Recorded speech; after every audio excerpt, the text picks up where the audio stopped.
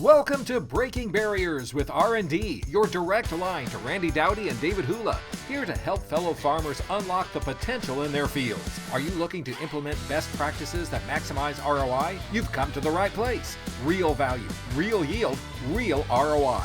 Breaking Barriers with R&D starts now. Well, welcome to another episode of Breaking Barriers with R&D. Well, Dowdy, as always, it is just my humbling pleasure to be with you on the podcast. And, I know you got a lot of things going on, but I've been pulling some tissue samples today on some small grain. And, I got a show and tell did the wheat, but I got some oats right here. So we're just now starting to joint. And so it's good timing. But when I drove up to this farm, I pulled the lane, and this is what we call Selwood. It's right across from where President John Tyler lived, there at Sherwood Forest. Not the one with Robin Hood, but this is another one. And pull in, and I saw some turkeys over to the left side of the field, and then I came into this 93-acre field, and there was two big gobblers strutting. And you know what I thought of? I thought of you and Easton the other day, that picture you sent me. So tell what happened. Well, Easton's in the hunting, and he killed his first buck last year, or year before last, in 24. And a little rivalry going on between my brother. You've met Kevin, his grandson, which is my nephew's boy. He killed a deer he came hunting before Easton was able to get up there about a week before up there to Michigan at the farm. And he killed a deer about a week before Henry did. Or Henry killed a deer about a week before Easton did. And Easton said, well, Daddy, I at least got to kill one bigger. Well, it was a little bigger. He accomplished that. But there's a little rivalry going on. I don't know where he gets his competitive streak from at all. But last year, his cousin Henry's sister came, and she shot a deer before Easton was able to get there. And then Easton killed a monster, a big one. And he told me this winter, he said, Daddy, there's one thing I need to do this spring. I said, what's that, buddy? He says, I need to kill a turkey before Sadie and Henry does. That's got to happen. And I said, well, we've been going the last 2 years, buddy. And I said, it ain't easy. As you well know, these birds ain't stupid. And I said, we got to, and before he's a little skittish at the gun, just didn't want to put it on his shoulder and shoot that turkey. He wanted to kind of have a bog or some assistance. And I said, buddy, we'll practice with it till you get comfortable. And this year he did exactly what Daddy told him. And we went turkey hunting on the opening day of the youth season here, and me and Nathan and him. And Nathan's been there for all his first deer and all that. And man, we had 8 gobblers flying. I think there was 10 jakes in the field, and there was probably 15 or 20 hens. So he kept saying, Daddy, why don't you call? I said, buddy, we don't need to call. There's all this bait out here. I said, these hens are cackling. They right here around us. These boys has just got to get in the mood to come over here to where we are. So David, we sitting there, and we got to watch a tom breed a hen. I've never seen that in all my life, for about 15 minutes. And he did his business.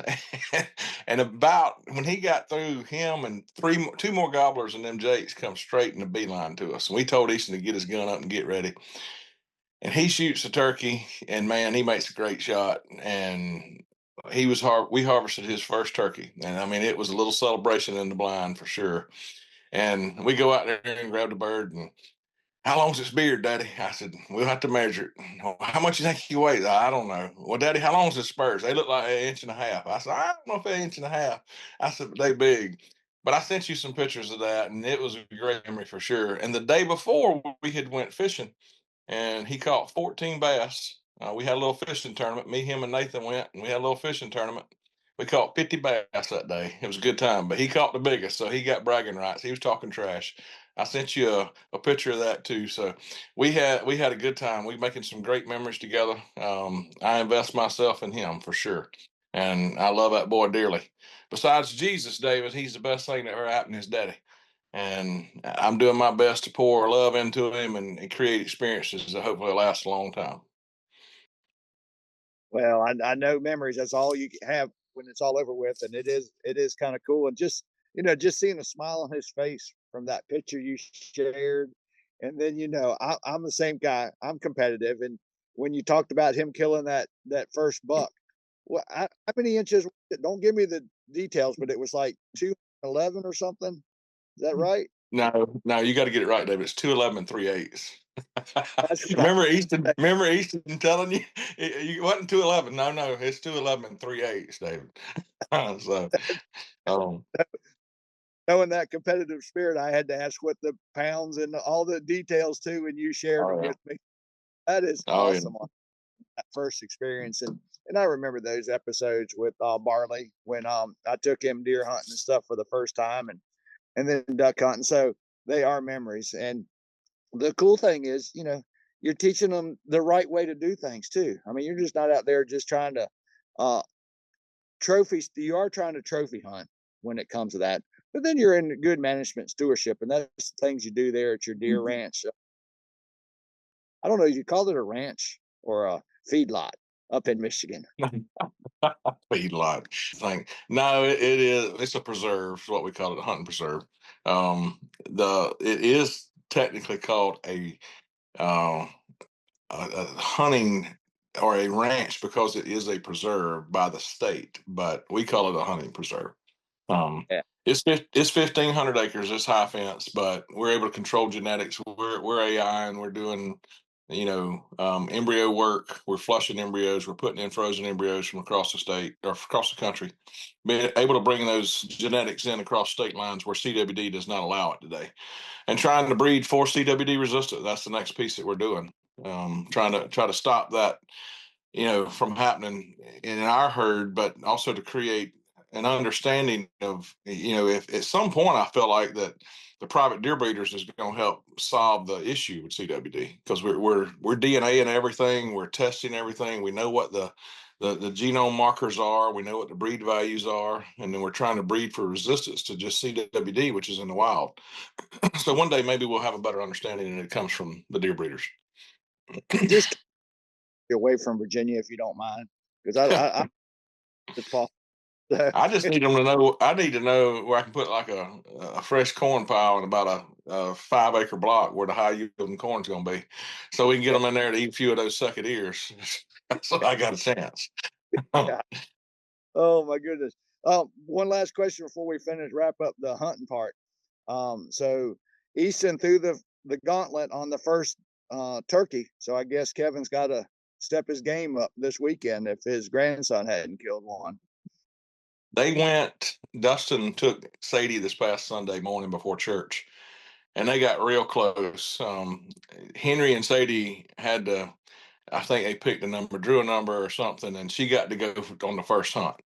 And Henry didn't get to go. They got to kind of swap it up because Papa wasn't able to go, so Dustin took Yeah. him, or took the one that drew the short, the one the competition or whatever they did, and she got real close. They had some jakes fly right beside her, and then at 9:15 of all things, they got up and was getting ready to leave, and a gobbler flew out of the roost at 9:15. That normally happens before daylight or at daylight. So I guess he had a late night out and was sleeping in. But they had a gobbler that fed away to 10 more minutes, and that gobbler flew down at 9:15 in the morning. They probably would have got a chance on it. So big bird, but they're pumped up. I saw a big gobbler yesterday in the field where we're planting corn. It's the mid afternoon. He's by himself, so he was looking for love. There are some birds out there. They made it a little harder for us, David. Prime breeding season, I would say, is 3 weeks ago, and they backed the seasons up, and they've reduced the limit some. And I guess it's all in an effort to try to increase the population a little bit. But we've got a pretty good bird population here. So, but it's a little harder hunting when they ain't looking for love. When they're looking for love, they get kind of stupid, kind of like with deer. But when they're fired up and breeding season starting, man, it's fun for sure. They're very interactive. Anybody that's listening, if they've been turkey hunting, they know it's not sitting there in the deer stand being quiet and being still. You Yeah. got to be still, but it's very interactive. Yeah, I think everybody, all whether they're foul, four-legged, or two-legged creatures, when they're looking for love, they do stupid things sometimes. So, um, I think that's not unique to turkeys. That's a fact. Yep. Well, you tipped your hand just a minute ago because everybody's anxious to hear that you were planting yesterday. I know, we've been talking and, on the last podcast, you were planting, you had some issues and you got some of those worked out. And I know the weather has been a little bit of a challenge in the South because there's some guys in Mississippi, part of the Total Acre group, and he's having to replant. He was running the strip till machine over the rows just so he could pluck out the few plants that were still surviving, and he started over. You only want to do it right the first time, but it's not a race to do it the second time. But how did you fare on the weather? And or you just did some yesterday. So what's up? David, we did plant early. We had a great forecast. We planted corn and got it up in 6 days. You know, fairly uniform emergence, about as good as you could ask for with stupid V press wheels. We didn't have with the planter we were using, V press wheels was the option, and unfortunately, you just give some up. It's just the way it is. Yield's gonna suffer with V press wheels, in my opinion. And we got the corn up in 6 days. It came up uniform. The first box was checked. It came up fairly uniform. I mean, all plants were up, but we had to go a little deeper than what we wanted to go, just simply because we're very cognizant of germination depth and really sandy conditions. So we took and we did our best to make sure that we checked all the boxes that we could check, and then it turned off. Once we got the corn up, it got to like V1, V2. I sent you some pictures of the root system below ground. Pretty good, you know, prolific fine root hairs and a lot of roots coming off the bottom of that seed for the first initiating root mass. That at some point, when that seed transfers from seed energy to root uptake, we were established. I mean, we between what was in the strip, what was broadcast, what was in the 2x2, the little bit of fertilizer we had in the furrow, there's no doubt we were set up for, some good things. And then we got a little cold weather. It got down to 32. Day one really didn't show much symptomology. Day two and three started showing some little yellowing around the edges of the leaves. We did get a little bit of nip. The growing point's below ground, so um, I have since watered the corn. I'm about to start spraying. Hopefully, the sprayer will be here today.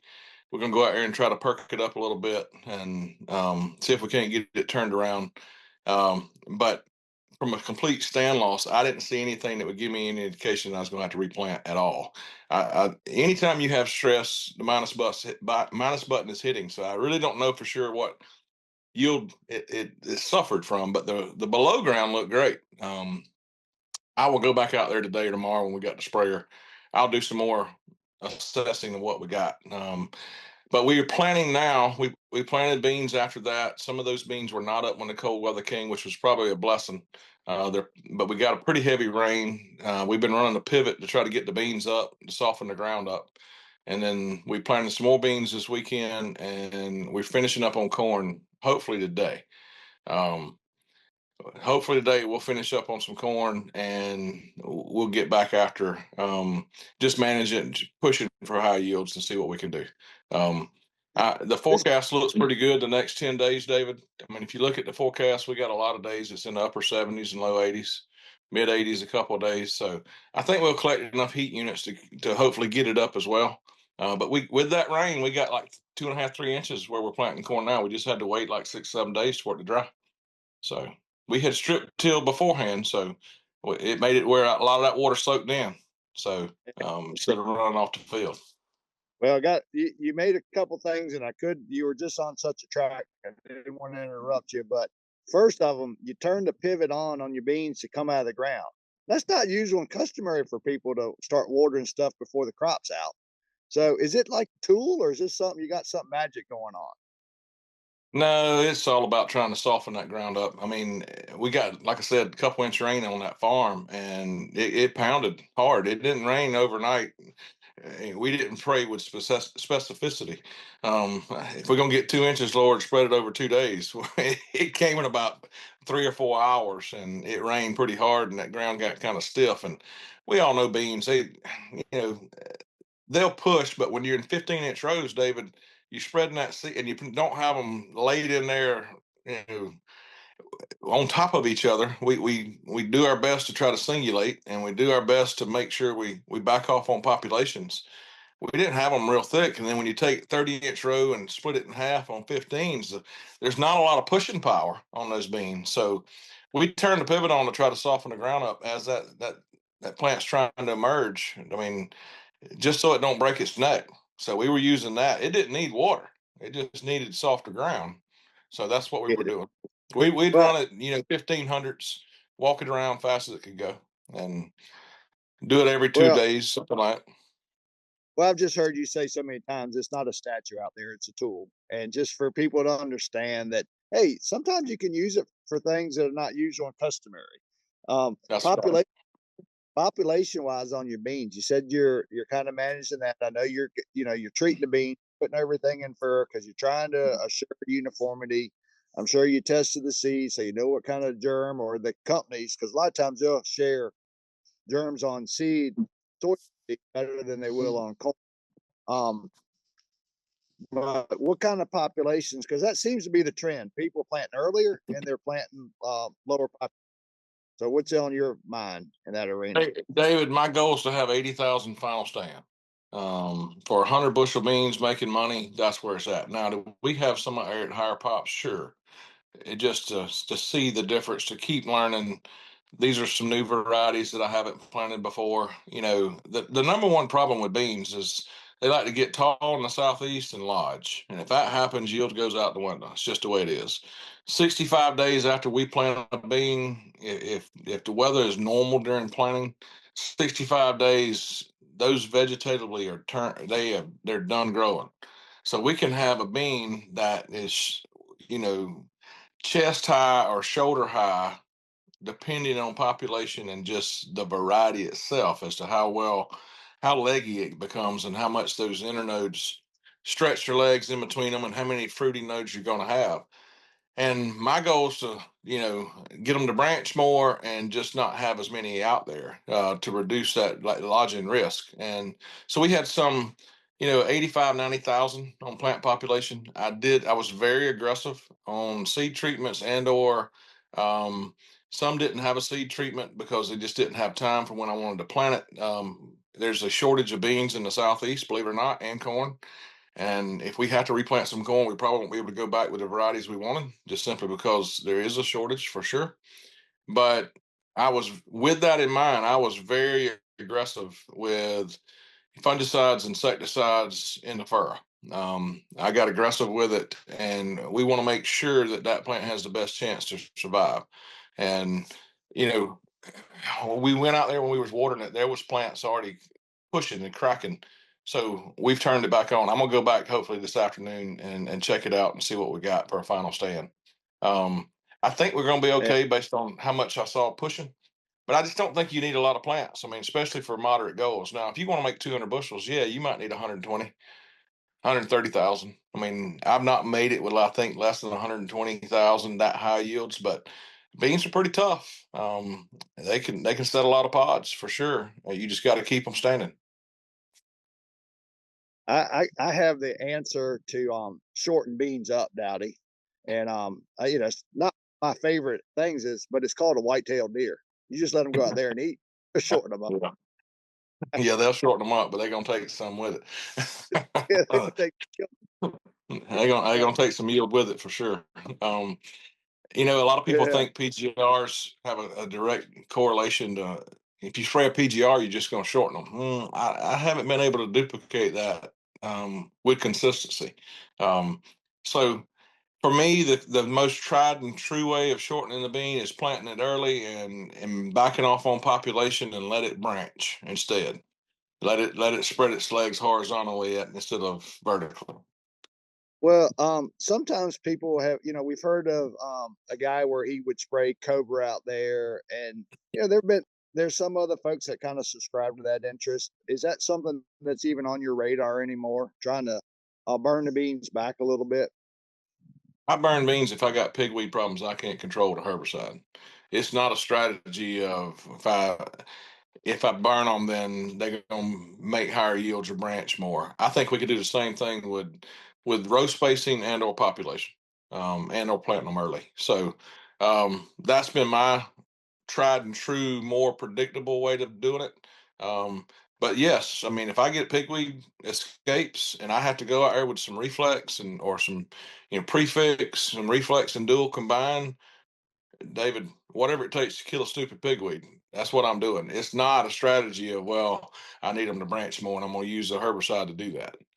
For me, it's more about weed control. Yeah, I understand. I mean, because the weeds are taking yield away as well.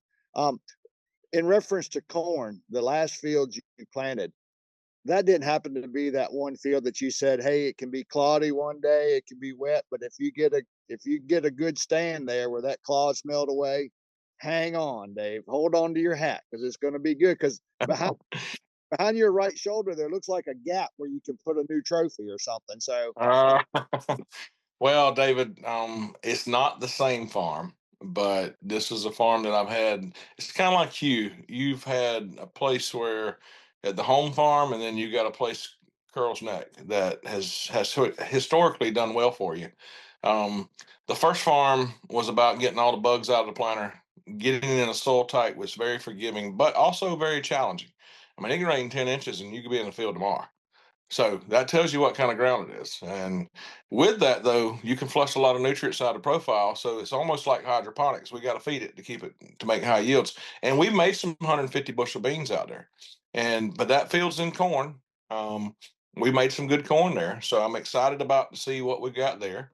The stand was not perfect. We had some issues like we talked about before with the planter. Um, we think we've got some of those issues worked out. I told you about one yesterday. That gave us a fit switching from beans to corn, but that was human error, not mechanical error. And this field does have some history, David, of making some good corn. But you know as well as I do, a lot's got to go right. I can do my part. I can check all the boxes, but the weather for us is a big deal. And when I say weather, it's not about rainfall. I just soon us not get rain. I just soon it not rain at all and me do all the watering.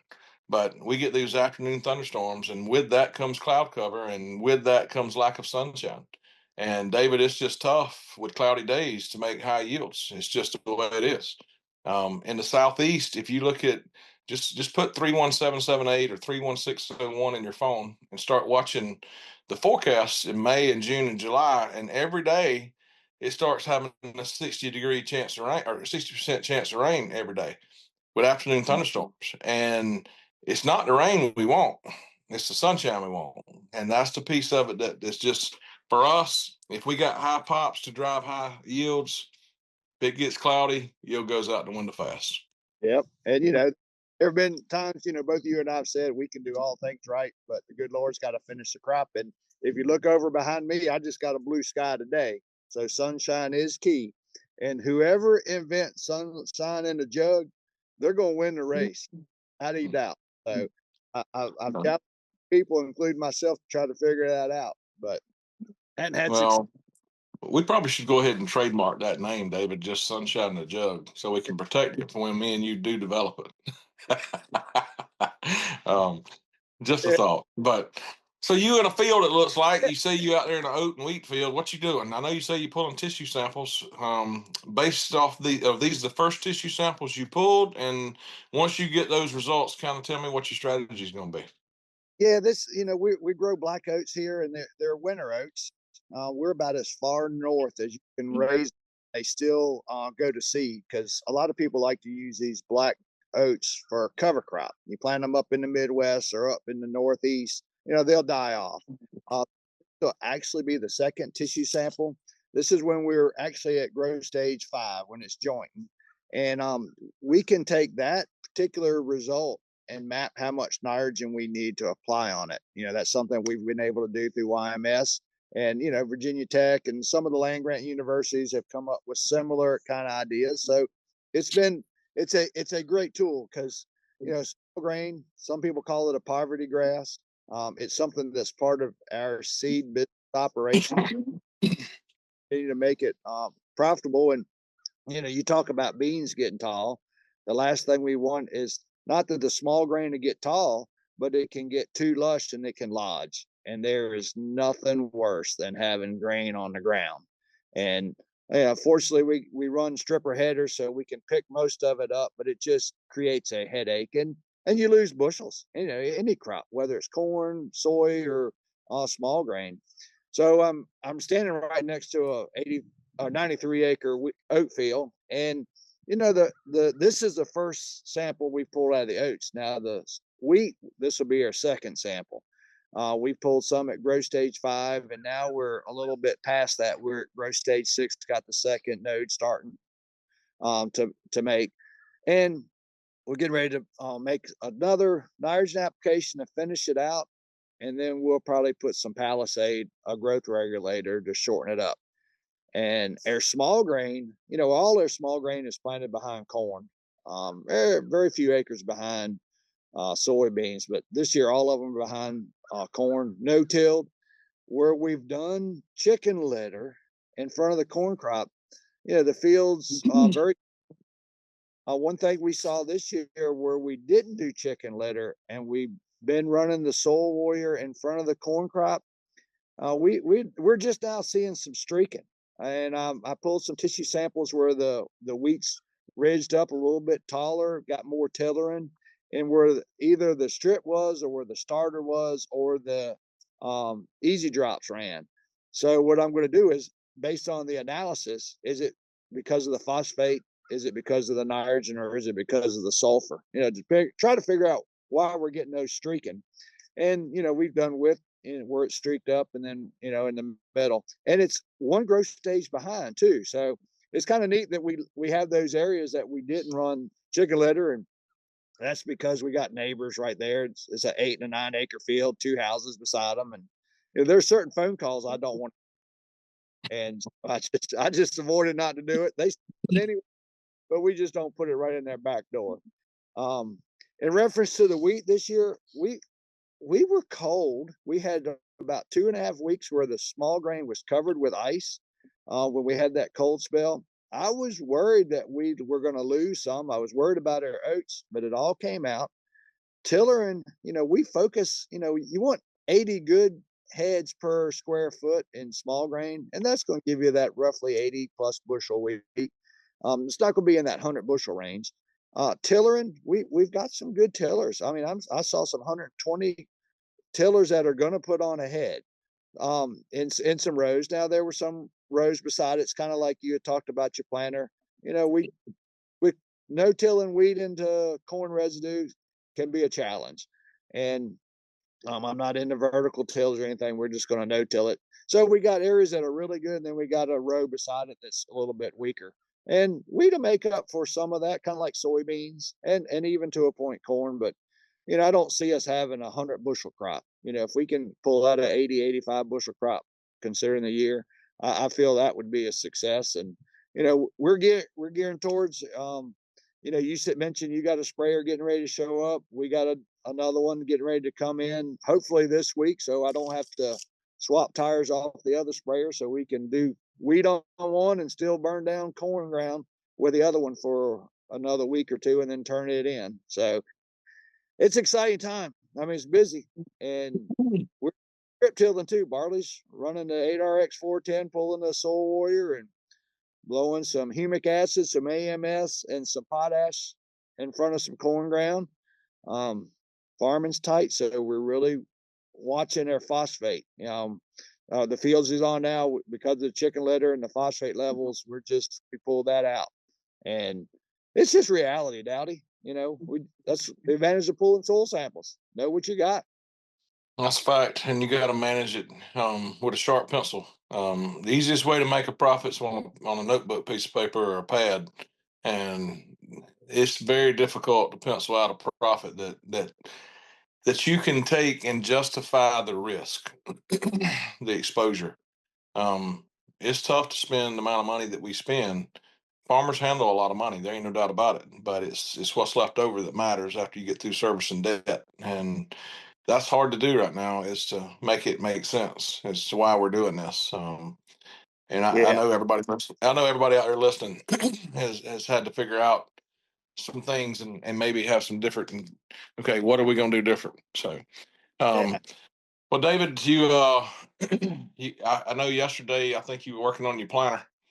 Yeah. In the last few days, you've been working on your planner. Have you discovered anything in the planner that you probably didn't know was the status of that planner when you stopped with it last year? Did you discover something like, if I'd have known this, I'd have fixed this, we wouldn't have had this? Was there any aha moments at all in the process? Well, fortunately, went over the planter. We took it apart earlier, and we just slower.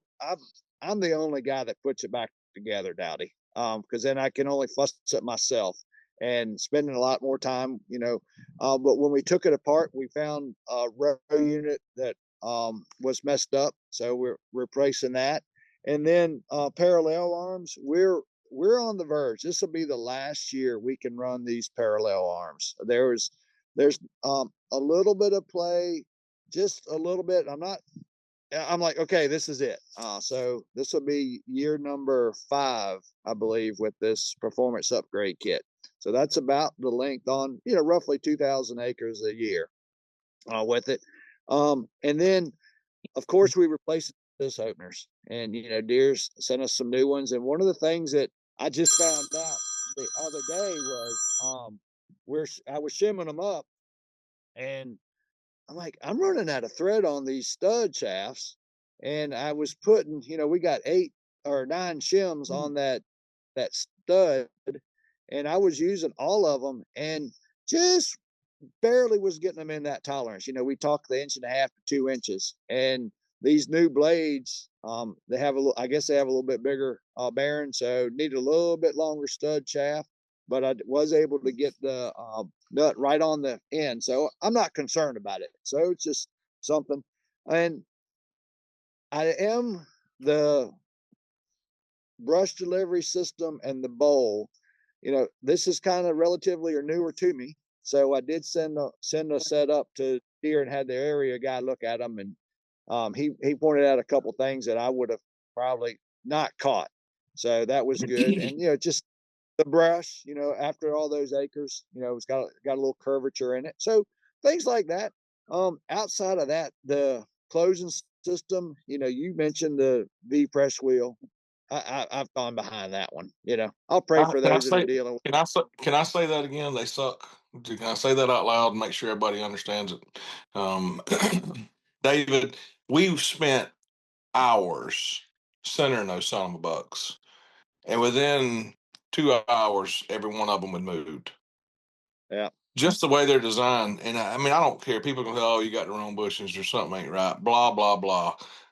David, they won't stay centered. They do this way too many times in a day, and the way they're designed for adjustment, they just won't stay centered.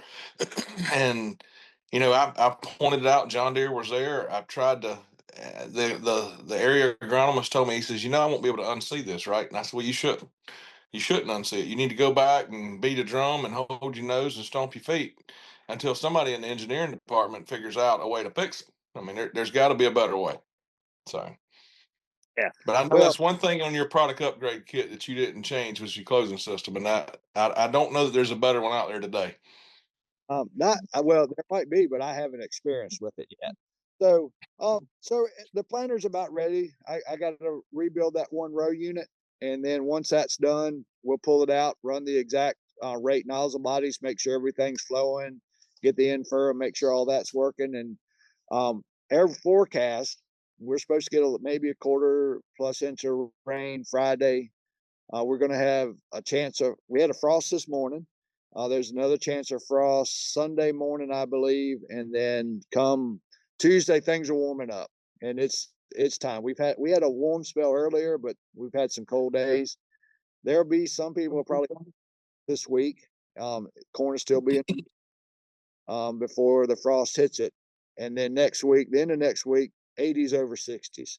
So we'll plant some in front of Easter, and then we'll celebrate what the good Lord has done for us, Jesus Christ, raised from the dead, so we can have salvation, and we'll treasure that day, celebrate that as a Christian, and then we'll start back Monday.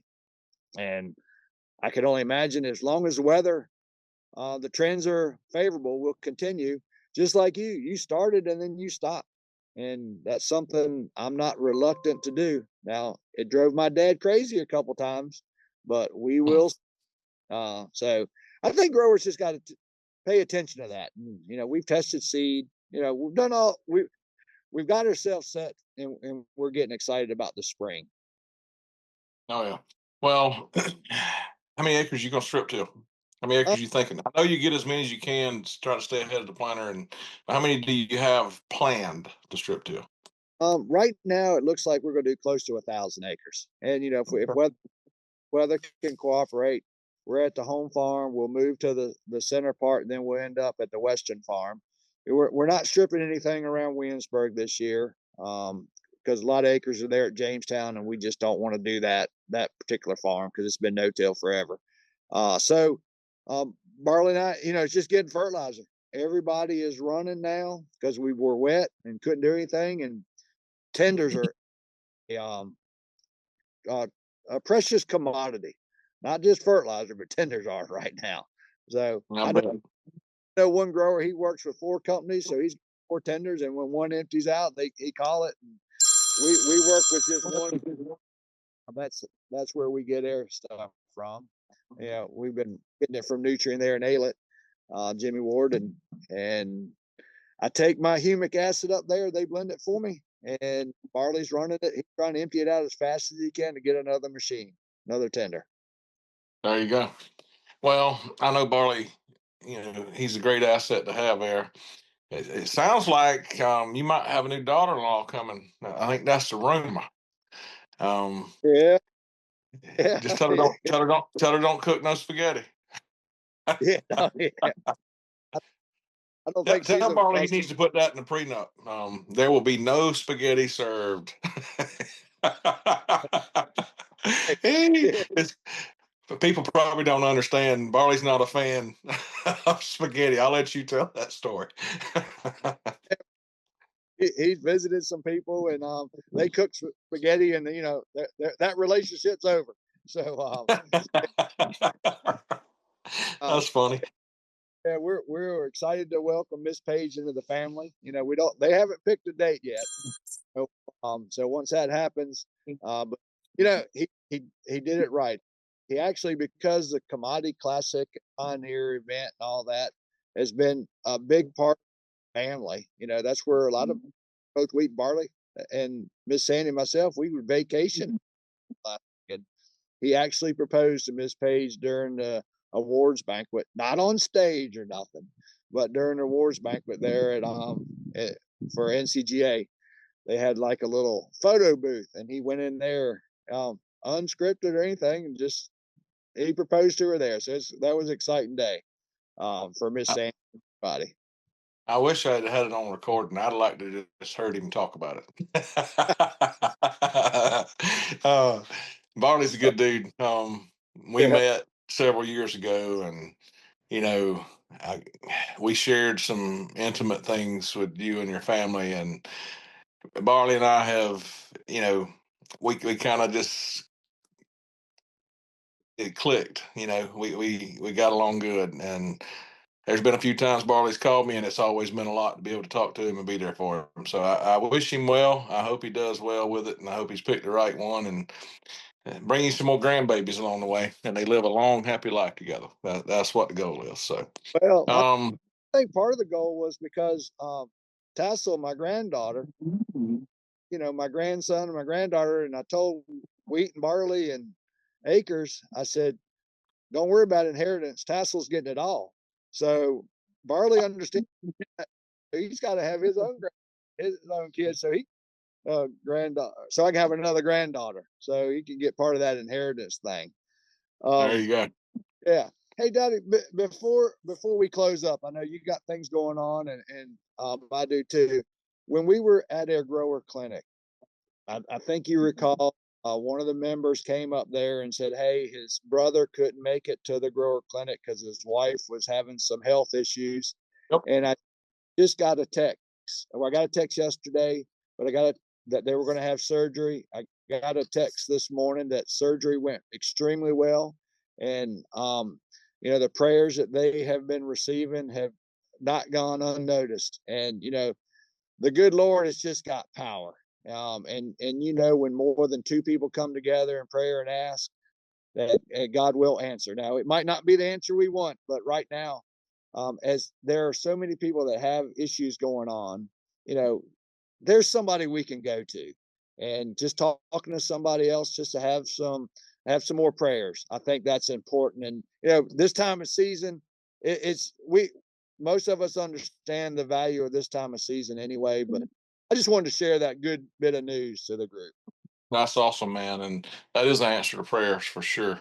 Um, and in times like these, and when people are anxious, we need to make sure that, you know, we remember. I had a sermon Sunday, and Philippians 4, 6, and 7.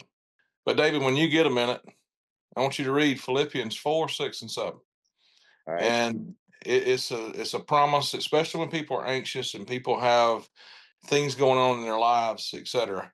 It is encouragement. There is no doubt about it. And so that's a great answer. I know exactly who you're talking about. I give God all the glory, and that's the answer to prayers. And I'm glad to hear that.